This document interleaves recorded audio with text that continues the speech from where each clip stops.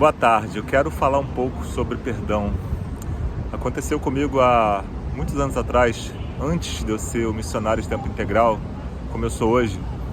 Eu tinha acabado de me formar no curso de arquitetura da UF e eu queria participar de um projeto missionário.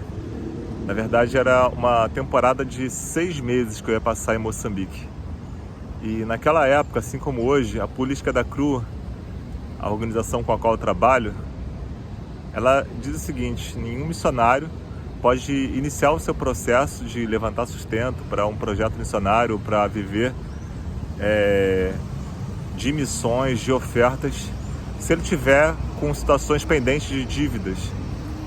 E eu tinha me formado, ainda não estava trabalhando, não estava empregado, e estava com algumas situações muito difíceis de resolver na minha vida financeira. E um desses detalhes das coisas que eu não estava conseguindo resolver era justamente o meu aluguel. Eu morava numa espécie de república em que cada um dos moradores pagava a sua parte para o proprietário e eu não estava conseguindo pagar a minha parte. E a única solução encontrada para resolver aquele problema de forma mais rápida foi simplesmente chegar para o proprietário e pedir a ele perdão, pedir para ele me perdoar aquela dívida. Eu não sei se você já viu alguém fazer isso, eu particularmente nunca vi, mas eu fiz isso. Ele era um cristão, eu expliquei para ele sobre o projeto que eu ia participar e como aquilo ia me liberar. E ele, gentilmente, generosamente, me perdoou a dívida. A partir do momento que ele perdoou aquela dívida, eu não tinha mais dívida. Então, essa história eu queria usar para ilustrar alguns princípios sobre perdão. Primeira coisa, que para você ser perdoado de algo, a primeira coisa é necessário que haja uma culpa.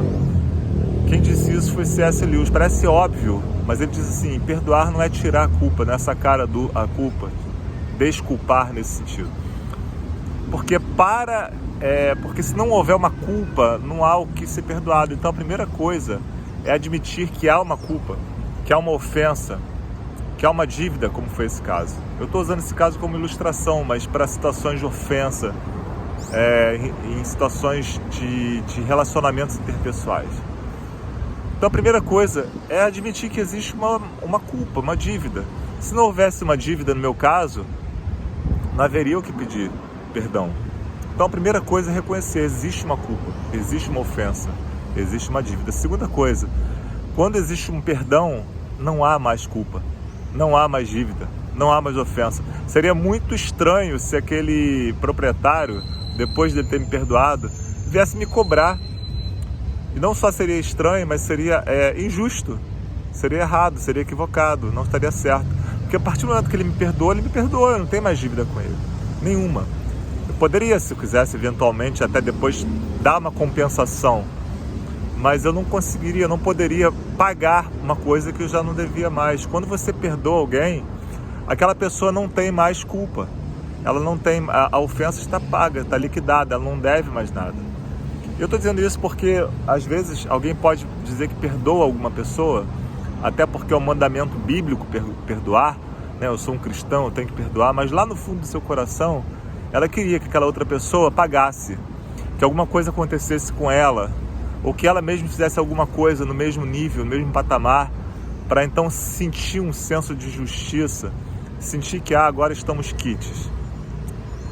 Mas isso não é perdão, porque quando você perdoa, a dívida está quitada. E é por isso que o perdão é um tipo de justiça perfeita.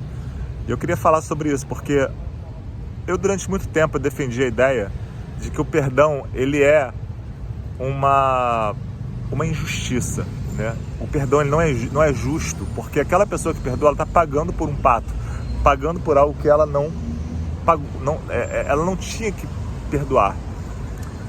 Mas pegando esse exemplo do apartamento que eu acabei de dar, pensa comigo: injusto seria se eu desse um calote, se eu desse um bolo, se eu não pagasse, se eu desse um golpe, se eu fosse embora e não pagasse. Isso seria injusto.